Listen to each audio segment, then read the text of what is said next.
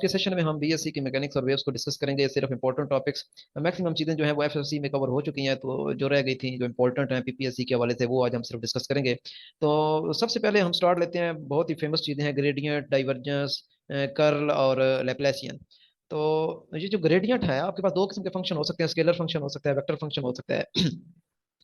Gradient जो है ये याद रखें, हमेशा जो है ये हम स्केलर फंक्शन का लेते हैं। और ये क्या होता है, maximum change in scalar function with respect to space in a particular direction. ये आप जो इलेक्ट्रिक फील्ड देखते हैं सेकंड ईयर के फर्स्ट चैप्टर में गालबन आई थिंक है, तो वहां पे आप क्या लिखते हैं, E is equal to minus del V over del R, और वहां पे आप पढ़ते हैं कि E is equal to negative of potential gradient. तो ग्रेडियंट जो है वो विद रिस्पेक्ट टू पोजीशन होता है, विद रिस्पेक्ट टू स्पेस होता है, और ये मैक्सिमम चेंज को डिस्क्राइब करता है। और याद रखें कि ग्रेडियंट आप सिर्फ और सिर्फ स्केलर फंक्शन का ले सकते हैं। अगर आप वेक्टर फंक्शन का ग्रेडियंट लेने की कोशिश करेंगे तो वो इनवैलिड है, वो आप नहीं ले सकते। अगर आप ले रहे हैं और किसी तरीके से ले लिया तो आई डोंट नो कि वो आपने क्या लिया और वो क्या चीज़ है, वो किसको रिप्रेजेंट करता है। तो gradient is admissible only for scalar function. इसके बाद डाइवर्जेंस की अगर हम बात करें तो डाइवर्जेंस जो होता है वो हमें बताता है कि किसी एक स्पेसिफिक पॉइंट से आपका जो वेक्टर फंक्शन है वो कितना डाइवर्ज कर रहा है। डाइवर्जेंस आप किसी वेक्टर फंक्शन का ले सकते हैं, स्केलर फंक्शन का आप डाइवर्जेंस नहीं ले सकते। तो डाइवर्जेंस जो है आप उसको लिख सकते हैं, ये इन सब में आता डेल ही है, और डेल आपको पता है partial by partial x i plus partial by partial y j plus partial by partial z k, जी आपका डेल है। और डाइवर्जेंस में आपने डॉट प्रोडक्ट लेना होता है उस वेक्टर फंक्शन के साथ जिसकी आप डाइवर्जेंस चेक करना चाहते हैं। तो ये सिंपल डॉट प्रोडक्ट होता है, partial a x by partial x plus partial a y by partial y plus partial a z by partial z. और याद रखें कि इसका जो आंसर है, यानी डाइवर्जेंस जब आप कैलकुलेट कर लेते हैं तो जो आंसर आता है वो आपका एक स्केलर फंक्शन होता है, स्केलर क्वांटिटी होती है। लेकिन ग्रेडियंट में क्या होता है, ग्रेडियंट में आपने जो फंक्शन लेना है वो तो स्केलर लेना है, लेकिन जब आप उसका ग्रेडियंट ले लेंगे तो जब उसका फाइनल आंसर आपके पास आएगा वो एक वेक्टर क्वांटिटी होगी। तो ये थोड़ा सा डिफरेंस है दोनों में, ग्रेडियंट स्केलर का लिया जाता है, डाइवर्जेंस वेक्टर का लिया जाता है। ग्रेडियंट लेने के बाद आंसर वेक्टर हो जाता है, डाइवर्जेंस लेने के बाद जो आपके पास आंसर आता है वो एक स्केलर क्वांटिटी होती है। कर्व जो है ये हमें बताता है कि कोई वेक्टर, ये भी वेक्टर से रिलेटेड है, कि कोई वेक्टर कितना रोटेट कर रहा है, यानी रोटेशन ऑफ वेक्टर में पता चलता है। और ये आप कैसे फाइंड कर सकते हैं, आपने क्रॉस प्रोडक्ट लेना होता है डेल के साथ उस वेक्टर फंक्शन का जिसकी आप रोटेशन चेक करना चाहते हैं। और क्रॉस प्रोडक्ट जिस तरह आप दो वेक्टर का क्रॉस प्रोडक्ट लेते हैं, ऊपर आई जे के लिखते हैं, डिटर्मिनेंट में partial by partial x partial by partial y partial by partial z, या फर्स्ट रो में लिखेंगे ए एक्स ए वाई ए जी, जो उस वेक्टर के कंपोनेंट है वो आप थर्ड रो में लिखेंगे, और इस तरह आप कैलकुलेट कर लेंगे, आपके पास कर्ल आ जाएगा। यहाँ पे याद रखें कि कर्ल आप जो है वो एक वेक्टर फंक्शन का कैलकुलेट कर सकते हैं, स्केलर फंक्शन का आप कर्ल कैलकुलेट नहीं कर सकते। और इसका जो आंसर है वो भी एक वेक्टर क्वांटिटी ही होता है, यानी डेल क्रॉस ए का जो आपका रिजल्ट आएगा, जो आंसर आएगा वो एक वेक्टर क्वांटिटी ही होगा। अच्छा, इसके बाद एक और चीज है, वो है लेप्लेसियन। ये लाइन नंबर 1 2 3 4, 4 नंबर लाइन में जब आप किसी ग्रेडियंट का डाइवर्जेंस लेते हैं तो आपके पास आता है डेल स्क्वायर फाई, इसे हम लैप्लासियन कहते हैं। ये पहली तीनों लाइनें भी मैं डिस्कस करता हूँ, लेकिन ये मैंने चौथी पहले डिस्कस करने इसलिए जरूरी समझी है कि आपने माइंड में रखना है कि आपके पास चार किस्म के ऑपरेटर हैं, एक है ग्रेडियंट, एक है डाइवर्जेंस, और एक है कर्ल, और चौथा है लैप्लासियन। जिनमें से दो जो हैं वो आप स्केलर का लेते हैं, एक ग्रेडियंट भी आप स्केलर फंक्शन का ले सकते हैं और लैप्लासियन भी आप स्केलर फंक्शन का ले सकते हैं, वेक्टर का नहीं ले सकते। और जो डाइवर्जेंस और कर्ल है ये दोनों आप वेक्टर फंक्शन का ले सकते हैं, स्केलर का नहीं ले सकते। तो इसलिए ये मैंने चौथी लाइन पहले डिस्कस करनी जरूरी समझी है। अब आते हैं ये कुछ इंपॉर्टेंट रिजल्ट पे। ये आप कह सकते हैं कि डबल डेरिवेटिव आप कह सकते हैं, ये आप जो मैंने नीचे पॉइंट लिखने की कोशिश की है ये सारे के सारे डबल डेरिवेटिव हैं। तो इनमें से कुछ जो है वो एडमिसिबल है, यानी आप कैलकुलेट कर सकते हैं, और कुछ जो है वो एडमिसिबल नहीं है, इनवैलिड है, आप नहीं कर सकते। मसलन gradient of gradient, gradient of gradient आप नहीं कैलकुलेट कर सकते, ये इनवैलिड है। ग्रेडियंट ऑफ डाइवर्जेंस ये एडमिसिबल है, ये आप कैलकुलेट कर सकते हैं। ग्रेडियंट ऑफ कर्ल जो है ये भी इनवैलिड है, नॉट एडमिसिबल, आप नहीं कैलकुलेट कर सकते। इसकी वजह क्या है, इसकी वजह आप आसानी से समझ सकते हैं कि देखें, ग्रेडियंट हम हमेशा स्केलर फंक्शन का ले सकते हैं, जबकि आपके पास जो ब्रैकेट के अंदर चीज है वो एक वेक्टर क्वांटिटी है, क्योंकि डेल क्रॉस ए आपको वेक्टर चीज देगा। तो जब डेल के सामने वेक्टर आप लेंगे तो वो ग्रेडियंट उसका कैलकुलेट नहीं कर सकेगा। सिमिलरली ये जो पहला ऑप्शन था ग्रेडियंट ऑफ ग्रेडियंट, उसकी वजह भी यही है कि ग्रेडियंट के आगे स्केलर होना चाहिए, जबकि ब्रैकेट के अंदर आपके पास वेक्टर फंक्शन है, क्योंकि जब किसी चीज का ग्रेडियंट कैलकुलेट कर चुके हैं आप तो उसके बाद आपका आंसर वेक्टर क्वांटिटी होती है, तो किसी भी वेक्टर का आप ग्रेडियंट फाइंड नहीं कर सकते। तो ये तीन चीजें डिस्कस हो गई। चौथी ऑलरेडी लैप्लासियन का मैंने डिस्कस कर दिया। इसमें कुछ इंपॉर्टेंट रिजल्ट आएंगे वो मैं आपको मेंशन करूंगा, वो आपने लाजमी करना है। तो ये लैप्लासियन को आपने अच्छी तरह याद रखना है, ये तो पेपर में आता भी है लैप्लासियन के बारे में। इसके बाद आप डाइवर्जेंस की बात करते हैं, तो सबसे पहले डाइवर्जेंस ऑफ ग्रेडियंट, तो ये आपका लैप्लासियन बन जाता है, इसका एक अपना अलग नाम है। डाइवर्जेंस ऑफ डाइवर्जेंस ये इनवैलिड। इसकी वजह ये है कि जब आप किसी चीज का डाइवर्जेंस ले लेते हैं तो वो एक स्केलर क्वांटिटी बन जाता है, और डाइवर्जेंस तो आप वेक्टर का ले सकते हैं, तो लिहाजा divergence of scalar quantity is invalid. Divergence of curl, तो ये एडमिसिबल आप कैलकुलेट कर सकते हैं, और ये याद रखें इंपॉर्टेंट रिजल्ट है। ये सिंपल पूछा जा सकता है कि डाइवर्जेंस ऑफ कर्ल किसके इक्वल है, मैक्सिमम है, मिनिमम है, जीरो है, वन है, इन्फिनिटी है। तो ये याद रखें। कुछ दो तीन रिजल्ट हैं जिनमें से एक ये भी है कि divergence of curl is always zero, क्योंकि डाइवर्जेंस होता है ये बताना कि कोई वेक्टर कितना डाइवर्ज कर रहा है, जबकि आप किसका डाइवर्जेंस ले रहे हैं, आप कर्ल कर रहे हैं, और कर्ल में आपका वेक्टर तो रोटेट हो रहा है, तो लिहाजा एक रोटेट होती हुई चीज का डाइवर्जेंस ऑफकोर्स जीरो ही आएगा।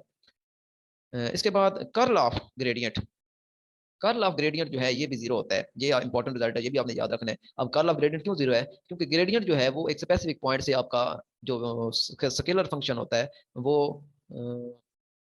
मैक्सिमम चेंज बता रहा होता है, जबकि कर्ल में आपने उस वेक्टर फंक्शन की रोटेशन लेनी होती है। तो चूंकि आपका वेक्टर रोटेट ही नहीं कर रहा, लिहाजा आपका जो कर्ल ऑफ ग्रेडियंट है वो जीरो हो जाता है। इसके बाद है कर्ल ऑफ डाइवर्जेंस। तो कर्ल ऑफ डाइवर्जेंस आपका एडमिसिबल नहीं है। उसकी वजह यह है कि कर्ल आप हमेशा एक वेक्टर क्वांटिटी का लेते हैं, जबकि आपके पास जो ब्रैकेट में है डाइवर्जेंस है, और डाइवर्जेंस मैंने बताया कि रिजल्ट आपका जो डाइवर्जेंस का आता है वो एक स्केलर चीज होती है, तो लिहाजा curl of scalar is not admissible. इसके बाद लास्ट पे रह गया कर्ल ऑफ कर्ल। तो ये एडमिसिबल है, और ये बड़ा इंपॉर्टेंट यहाँ पे एक फार्मूला भी है जिसे आप बैक कैप रूल भी पढ़ते हैं। तो इसको कर्ल ऑफ कर्ल को आप यूं कैलकुलेट कर सकते हैं कि del cross a is equal to del bracket में del dot a minus del square a, और ये जो डेल स्केयर ए है ये आपका लैप्लासियन है। अब नीचे मैंने डेल के अलावा आपके पास जर्नल वेक्टर ले लिए ए क्रॉस बी क्रॉस सी, तो इसका आप कैसे कैलकुलेट करते हैं, इसे आप कह सकते हैं ट्रिपल वेक्टर प्रोडक्ट भी है। तो ये बैक कैप रूल है, बी और आगे ए डॉट सी माइनस सी और ब्रैकेट में ए डॉट बी। दो थ्योरम है बड़े फेमस है, स्टोक्स थ्योरम कर्ल थ्योरम जिसे कहते हैं, और एक डाइवर्जेंस थ्योरम। तो स्टोक्स थ्योरम जो है ये आपका कन्वर्जन करता है line integral of a vector is equal to surface integral of that vector. तो ये याद रखें कि जो लाइन इंटीग्रल आपने लेना होता है वो क्लोज सरफेस के करस्पॉन्डिंग लेना होता है, A dot D R is equal to. अब ये जो सरफेस है ये वो सरफेस है जो उस लाइन ने एनक्लोज की हुई है, तो उस वेक्टर का आपने उस सरफेस के अलॉन्ग जो है वो आपने कर्ल फाइंड करना है, del cross A D A. तो ये दोनों आपस में इक्विवेलेंट है, यानी ये आप कह सकते हैं कन्वर्जन है लाइन इंटीग्रल से सरफेस इंटीग्रल में जाने के लिए। गॉसेस डाइवर्जेंस थ्योरम जो है इसमें आपने सरफेस इंटीग्रल से वॉल्यूम इंटीग्रल में जाना होता है।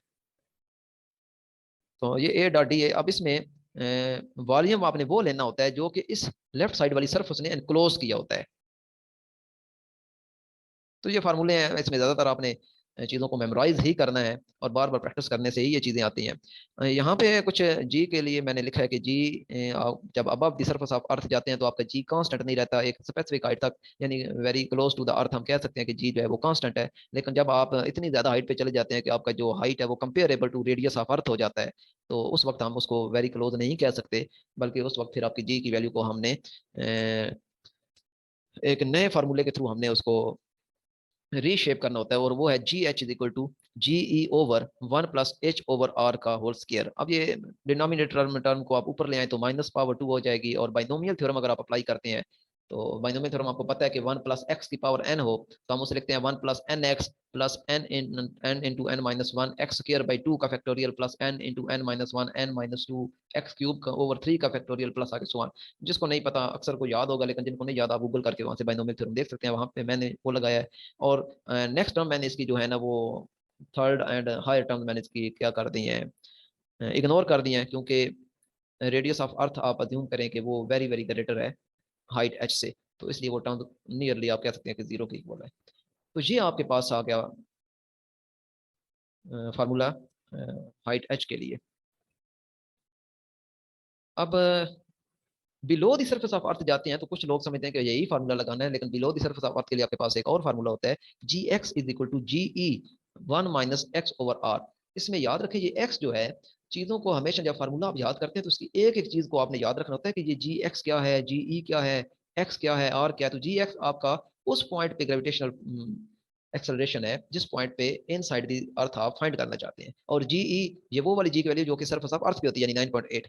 ये एक्स को समझना बहुत जरूरी है। ये एक्स आपका वो डिस्टेंस है जो आपकी सरफेस से डाउनवर्ड की तरफ जा रहा है, ना कि सेंटर से ऊपर। ये पॉइंट पी है, आप फिगर देखें, इस पॉइंट पी पे आप जी कैलकुलेट करना चाहते हैं इनसाइड दी अर्थ, तो ये जो पॉइंट पी तक का डिस्टेंस है सरफेस से अर्थ तक वो है एक्स। अगर आप चाहते हैं कि आप सेंटर से इस पॉइंट पी पे डिस्टेंस लेना चाहें तो फिर आप उसको लिखेंगे आर माइनस एक्स। ठीक है जी। ये आपकी असाइनमेंट है, जरा एक्स की जगह आप आर माइनस एक्स लेके इसको जरा रीशेप कीजिएगा कि ये क्या बनता है। यानी आपने सरफेस से पॉइंट पी पे आना है तो ये फार्मूला है जो मैंने लिखा हुआ है। अगर आपने सेंटर से पॉइंट पी पे जाना है तो फिर आपने फार्मूला एक्स की जगह आर माइनस एक्स लिखना है। और ये एक रिजल्ट मैंने लिख दिया है कि अगर आप कैलकुलेट करना चाहते हैं वो पॉइंट, वो पोजीशन जिस पे above the surface of earth और below the surface of earth gravitation acceleration की वैल्यू सेम हो, तो x is equal to 2h।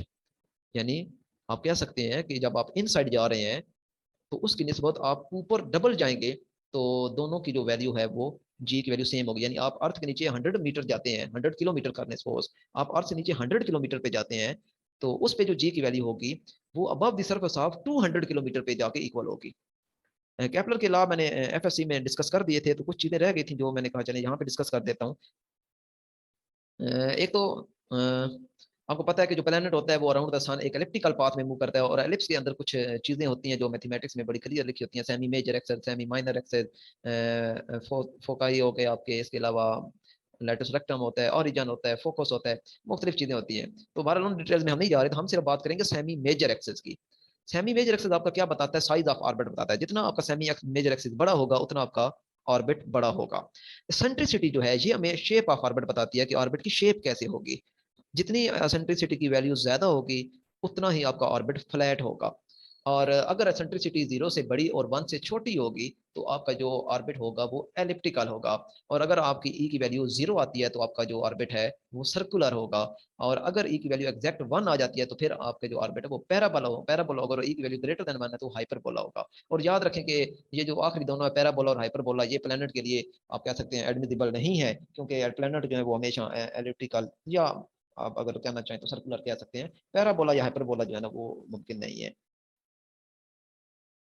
Uniform spherical shell does not exert any force on a particle located inside it. जी आप वो electric field वाला concept भी use कर सकते हैं कि जब आप हालो स्फीयर के अंदर देखते हैं तो हालो स्फीयर के अंदर इलेक्ट्रिक फील्ड की वैल्यू 0 होती है। सिमिलरली अगर आपके पास कोई पार्टिकल है जो कि शेल के अंदर पड़ा हुआ है तो उस पर भी कोई ग्रेविटेशनल पुल नहीं लग रही होती, क्योंकि इनसाइड वो आप कह सकते हैं जी की वैल्यू 0 हो जाती है, क्योंकि जी होता है ड्यू टू मैस, और इनसाइड द शेल मैस होता ही नहीं है तो लिहाजा जी भी नहीं है, जिस वजह से उस पर कोई अट्रैक्शन की फोर्स नहीं लग रही होती।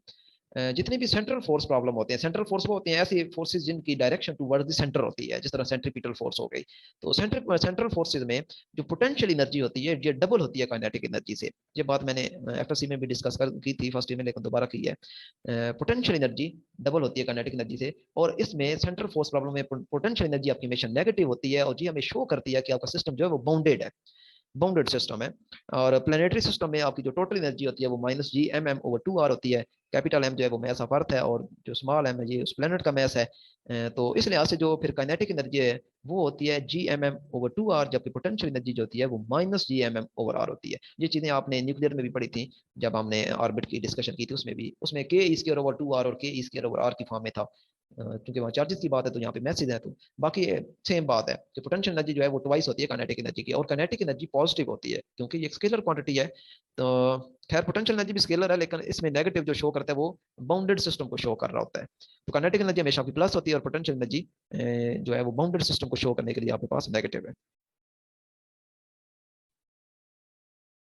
इन planetary motion both total energy and angular momentum are called constant of motion. Total energy और एंगुलर मोमेंटम, ये इन दोनों को हम कांस्टेंट ऑफ मोशन कहते हैं। ग्रेविटेशनल पोटेंशियल एनर्जी का फार्मूला -Gm1m2/r है। अगर आपके पास मुख्तलिफ मैसेज पड़े हैं, ये मैंने 3 लिए हैं, आप 4 और 5 भी ले सकते हैं, तो उनकी जो टोटल ग्रेविटेशन पोटेंशियल एनर्जी आप फाइंड करेंगे वो बड़ी आसान है। आप सब की ग्रेविटेशन पोटेंशियल एनर्जी लेके आपस में ऐड अप कर दें। जिस तरह ये 3 है तो मैंने इन तीनों को, यानी 1 से 2, 1 से 3 और 2 से 3, अगर आपके पास सपोज 4 मैसेज होते तो आप यूं करते, पहले 1 से 2, फिर 1 से 3, फिर 1 से 4, फिर आप 2 से 3, 2 से 4 और 3 से 4। जी आपके पास इस तरह की 6-7 टर्म्स बननी थी, इन सब की आपने पोटेंशियल एनर्जी को आपस में ऐड अप करना था। तो total potential energy equal to U12 plus U23 plus U13। नीचे फार्मूला लगा के माइनस कॉमन ले लिया है, तो आपके पास ये जो ब्रैकेट में रिजल्ट है ये शो हो रहा है। अच्छा, ये माइनस जो है ये आप शो कर रहा है कि उस सिस्टम की जो टोटल पोटेंशियल एनर्जी है वो माइनस में है, तो यानी इतनी एनर्जी उसकी अपनी है। अब अगर आप चाहते हैं कि उस मैस को आइसोलेट करें, उस सिस्टम से निकालें, तो आपको इतनी एनर्जी देनी पड़ेगी, और जो एनर्जी आप देंगे वो प्लस की फॉर्म में होगी। If someone want to separate the system into isolated message, तो फिर आपको इतनी ही एनर्जी देनी पड़ेगी और वो सिस्टम आप उनके मैसेज आप आइसोलेट कर पाएंगे, इसलिए यहाँ पे प्लस का साइन है और इसको हम बाइंडिंग एनर्जी भी कहते हैं। रिलेटिविटी की काफ़ी चीज़ें डिस्कस हो गई थी, length contraction, time dilation, mass variation. तो यहाँ पे थोड़ा सा गैलेलियन ट्रांसफॉर्मेशन और लॉरेंट ट्रांसफॉर्मेशन की बात मैंने की है कि गैलेलियन ट्रांसफॉर्मेशन में आपका जो टाइम है, इसका मेन इशू था, टाइम को उसने एब्सोल्यूट लिया हुआ था, लेकिन जो लॉरेंट्स है उसने टाइम को एब्सोल्यूट नहीं लिया था। और लॉरेंस फैक्टर जो है वो gamma is equal to 1/√1 minus v square और सी स्क्वायर, और ये जो वी ओवर सी है ये हमेशा लेस देन 1 होता है, और वी ओवर सी को आप स्पीड पैरामीटर भी कहते हैं और इसको बीटा से प्रेजेंट किया जाता है। अच्छा, यहाँ पे आपको मैं एक इंपॉर्टेंट बात बताना चाहूँ, जो कि लास्ट टाइम पीपीएससी के 2 क्वेश्चन आए हुए थे। अब देखें ना, एक ही फार्मूले से 2 क्वेश्चन आ जाए तो उसकी वेटेज कितनी बढ़ जाती है। यानी पूरा मैट्रिक्स से लेकर एमएससी तक एक ही फार्मूले में से 2 नंबर का क्वेश्चन आ जाए तो उसकी वेटेज तो बहुत बढ़ जाती है। क्वेश्चन इस तरह था कि अगर आपका कोई पार्टिकल जो है वो half the speed of light move कर रहा है तो उसकी जो लेंथ है वो कितनी हो जाएगी और टाइम जो है वो कितना हो जाएगा। तो ये इस तरह की चीजें आप इस तरह की चीजों के मैं कहता हूँ कि रिजल्ट आप पहले ही तैयार कर लिया करें। यानी ये अभी आपको पता होना चाहिए कि अगर कोई पार्टिकल उसकी स्पीड हम हाफ स्पीड ऑफ लाइट करते हैं तो उसका जो टाइम है वो कितना होता है। तो इसी तरह आपको लेंथ का भी पता होना चाहिए कि अगर हाफ कर दो तो कितना होता है, ताकि इस तरह की कैलकुलेशन तो आपको कम अज कम ना करनी पड़े, आप फौरी जो है ना इसका आंसर कर सकें।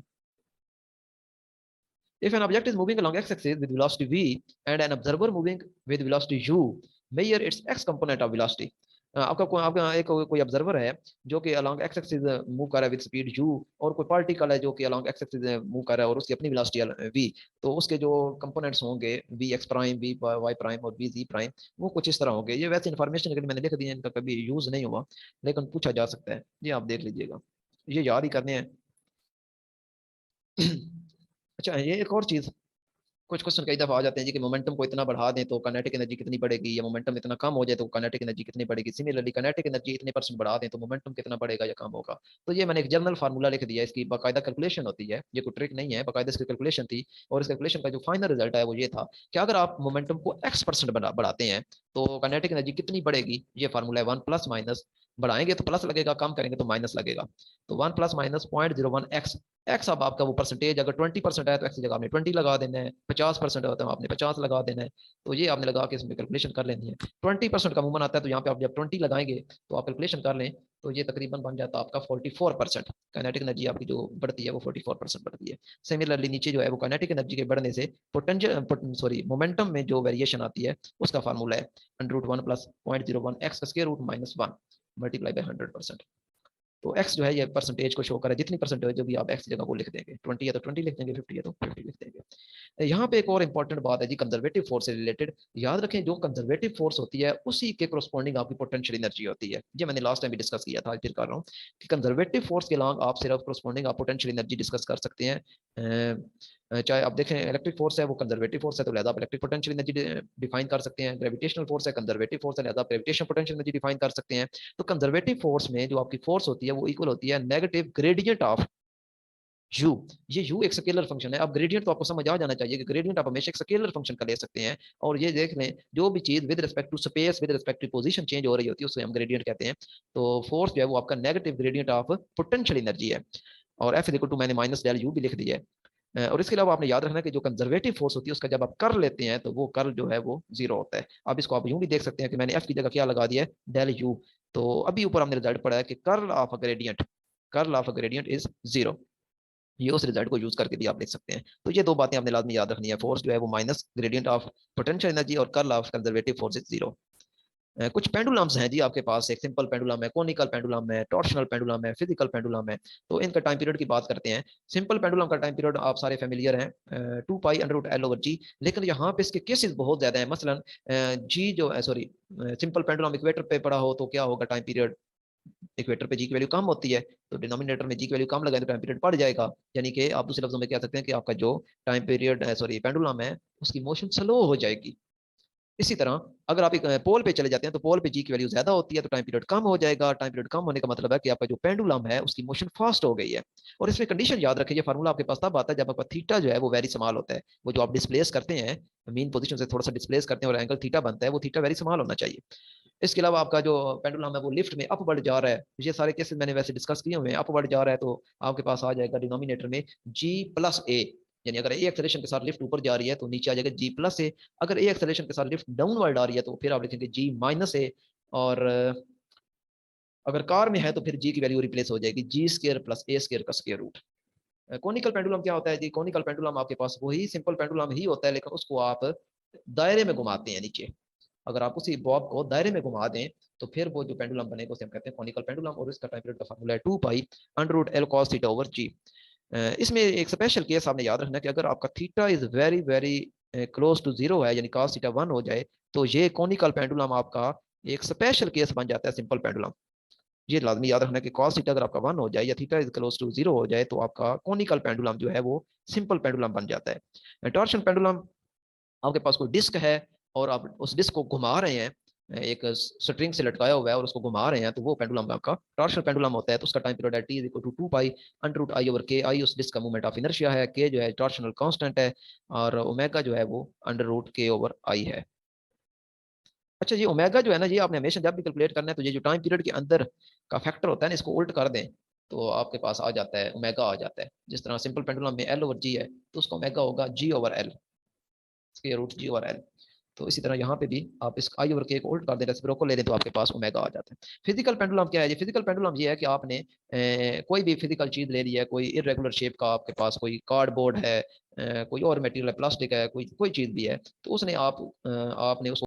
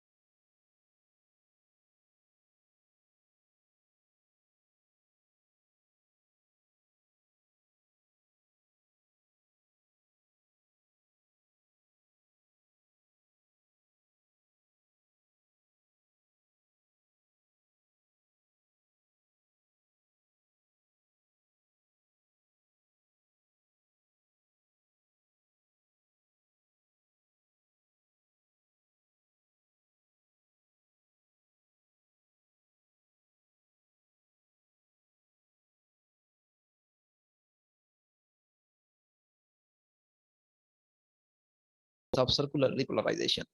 Linearly polarize wave plane electromagnetic wave, यानी जो आपके पास प्लेन इलेक्ट्रोमैग्नेटिक वेव होती है उसको आप कह सकते हैं ये लीनियरली पोलराइज वेव है। और जो सर्कुलरली पोलराइज वेव होती है, it consist of two perpendicular electromagnetic waves of equal amplitude and phase difference 90। यानी अगर आपके पास दो इलेक्ट्रोमैग्नेटिक वेव्स हैं, दोनों एक दूसरे के ऊपर परपेंडिकुलर हैं और उनका इक्वल एम्पलीट्यूड है और फेज डिफरेंस 90 है, तो हम कहते हैं कि ये जो इनका रिजल्टेंट इनकी होगी वो क्या होगा, सर्कुलरली पोलराइज वेव होगी। सिमिलरली आपके पास दो वेव्स हैं और दोनों एक दूसरे के ऊपर परपेंडिकुलर हैं और उनका अनइक्वल एम्पलीट्यूड है, ऊपर में इक्वल है नीचे अनइक्वल एम्पलीट्यूड है। और ये हमने ऊपर भी देख लिया था कि जब एम्पलीट्यूड इक्वल हो जाता है तो फिर सर्कल बनता है हमारे पास।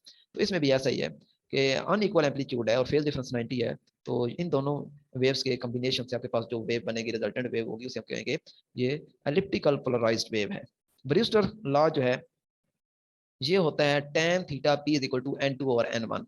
ये n1 फिगर देखें, ये n1 उस मीडियम का रिफ्लेक्टिव इंडेक्स है जिससे आपकी वेव आ रही थी, फर्ज करें एयर से आ रही थी, तो n1 जो है एयर का रिफ्लेक्टिव इंडेक्स है। और n2 जो है ये उस मटेरियल का, उस मीडियम का रिफ्लेक्टिव इंडेक्स है जिसमें वेव एंटर हो रही है। सपोज ग्लास में एंटर हो रही है तो n2 जो है ये ग्लास का रिफ्लेक्टिव इंडेक्स है। और थीटा p क्या है, फिगर में आप देख सकते हैं, थीटा p जो है ये पोलराइज्ड रिफ्लेक्शन है। थीटा पी आप चाहे एक तरफ से इस साइड से कैलकुलेट करें, लेफ्ट साइड से चाहे राइट साइड से, एक ही बात है क्योंकि ये दोनों एंगल जो है नॉर्मल के साथ इक्वल बनते हैं। और थीटा आर जो है ये रिफ्लेक्टिव वेव का वो एंगल है जो कि नॉर्मल के साथ बन रहा है। तो ये याद रखें, ब्रिस्टल लॉ में जो आपका पोलराइज्ड रिफ्लेक्शन का एंगल है और रिफ्लेक्टेड वेव का एंगल, इन दोनों का जो सम है ये 90 होता है। Theta P plus theta R is equal to 90। कोई एक थीटा आपको दिया हुआ तो आप दूसरा थीटा फाइंड कर सकते हैं। पोलराइजेशन का भी आप फाइंड कर सकते हैं, सॉरी पोलराइज रिफ्लेक्शन का आप थीटा पी फाइंड कर सकते हैं, और रिफ्लेक्टेड वेव का थीटा आर भी आप फाइंड कर सकते हैं इक्वल टू 90 करके, क्योंकि इन दोनों का सम जो है वो 90 होता है। और जो ब्रिस्टल लॉ है वो एक्चुअली है tan theta p is equal to n2 over n1। तो ये था जी आज का लेक्चर।